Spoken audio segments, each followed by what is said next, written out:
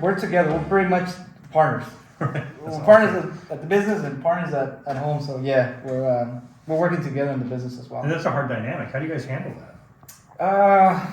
Sometimes it gets a little complicated, but for the most part, I think having a good relationship, with the wife and her understanding that what we're doing, it has a purpose. Right. As long as that it's in line, I think things will eventually work itself. Sure. We're working at the same phase and we're on the same page working together. We understand each other. Of course. So it's been a challenge. It's not easy. Right. But I'd rather have my wife than someone else that I don't know as a partner. Of course.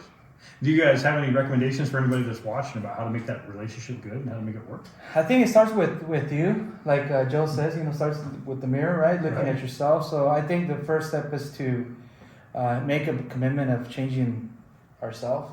Cool. And then also then talk to the wife.